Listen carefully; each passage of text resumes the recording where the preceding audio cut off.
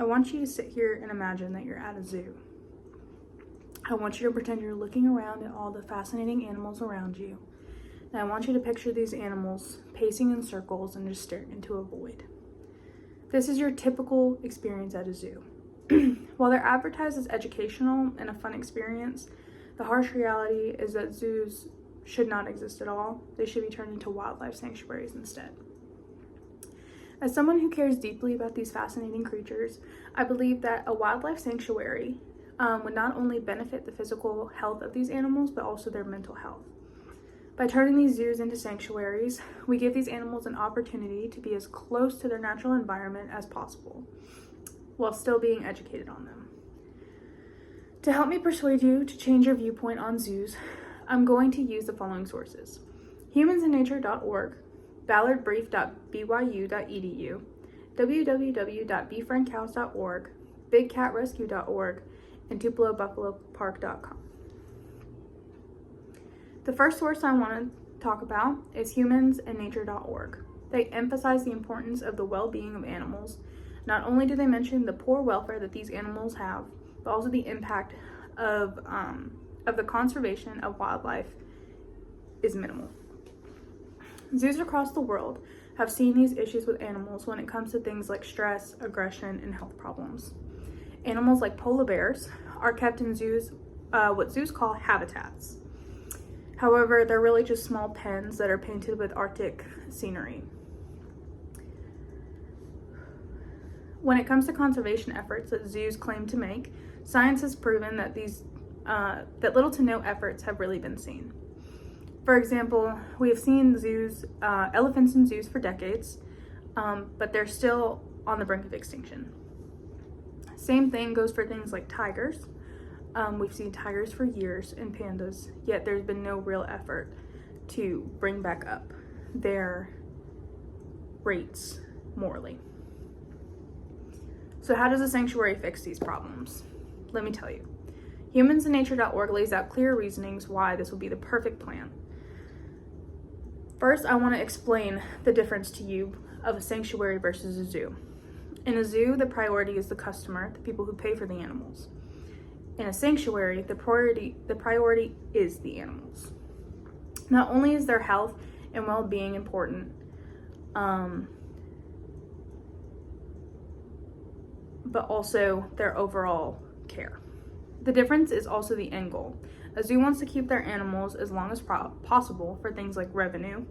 However, sanctuary's end goal is to rescue these animals from that type of exploitation. Now that I've talked to you about the overall mental health of wild animals in zoos and how turning a wildlife sanctuary would help that, I would like to talk to you about the difference in habitats and why enclosure matters so deeply. ballardbrief.byu.edu talks about the habitats in zoos and how they're detrimental to these animals. First and foremost, a wild animal in captivity is a form of mistreatment in and of itself. This is because most animals are not adapted to live this type of lifestyle, and more often than not, they fail to thrive. Most zoos do not have the capabilities or will to give these animals the enclosure they truly need, or simply just do not have the funds.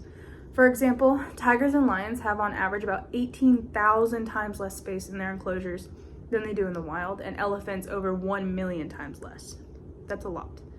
Take me and you, for example. If someone came into your house and stuck you in a box that was only big enough for you to stand, would you thrive? We wouldn't, so why do we expect them to? How do sanctuaries adapt to a wildlife's needs when it comes to habitat?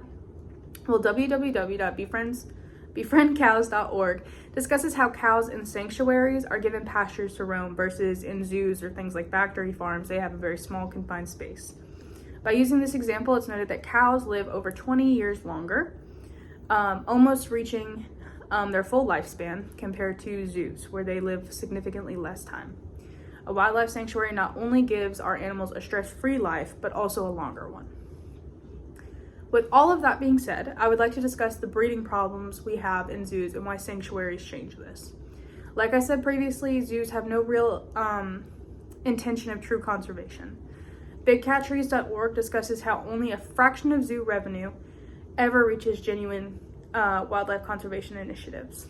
On top of this, the source also mentions that zoos justify breeding programs specifically for conservation, but again, science has proven this is rarely the case. So how is a sanctuary different? Sanctuaries are a rescue, not a profit. Therefore, they do not participate in any breeding or trading of animals. If you've seen The Tiger King or the show Chimp Crazy, you understand just how many of these animals are being neglected or kept in just truly horrible conditions for our selfish needs. These sanctuaries help to prevent things like that, not only by rescuing them, but they stop breeding entirely. Sanctuaries do not breed, nor do they trade, and the hope is that one day sanctuaries are completely out of business because these animals are where they belong, in the wild. Now, for my Mississippi people, I know at one point or another you have probably been to the Tupelo drive-thru zoo.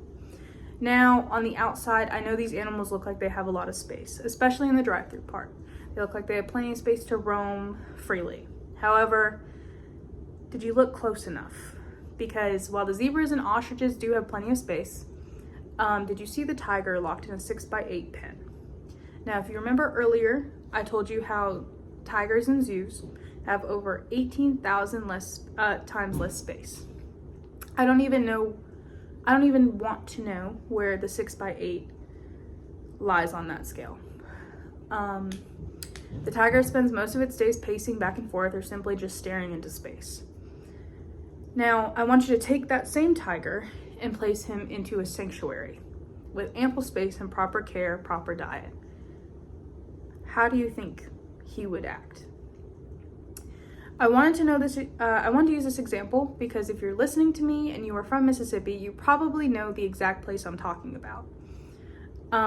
With that, I hope in the future, when you're thinking about going to the zoo to see all the cool animals, you look into your local sanctuary instead.